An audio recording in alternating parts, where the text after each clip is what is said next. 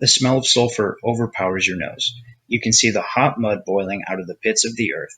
The natural beauty is overpowering. But this beauty is in danger. Our national parks are pristine wildlife sanctuaries preserved in the same way that they have existed for thousands or millions of years. They range from dense pine forests to long mountain ranges to unique rock formations only found a few places on the planet. These beautiful places have had the honor of being set aside as what we call our national parks.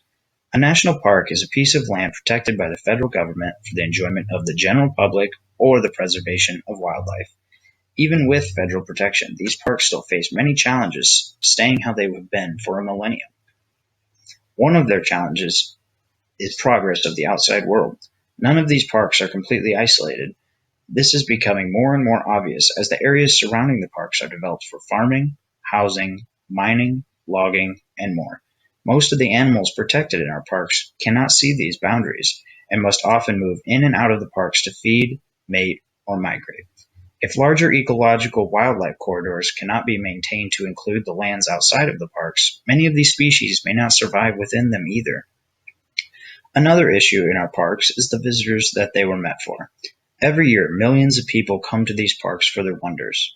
Most are caring, stay on the trails, and clean up after themselves. There are others that do not have the same consideration towards the parks. People leave trash, they take rocks and other souvenirs from the monuments, and they degrade the land on the trails that they shouldn't walk on. All of these lead to the slow but sure destruction of the parks. These people need to follow one key rule: visit like you were never there. This means that the park should look and be exactly how it was before you come to it. This will help ensure the protection of the park's natural resources and beauty. The last problem that I want to talk about today is climate change. Glacier National Park was at one time home to over 150 glaciers, and as of 2015, there is only 25. Glacier National Park is expected to not have any or very few left by 2035. This is not the only park affected by climate change, and each will be changed in their own way. Animals, plants, and unique rock formations are each endangered from climate change because they cannot adapt quickly enough to survive. There is good news, however. All over the country, there are people fighting to keep these places clean and protected. These are the employees of the National Park Service, and their goal is keeping the parks wild and natural.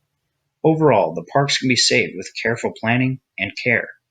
We are the only thing standing in the way of keeping these parks how they should be, and we can keep them safe. For more information or for a t-shirt purchase, email me at nationalparks3226@gmail.com. And remember, like you were never there.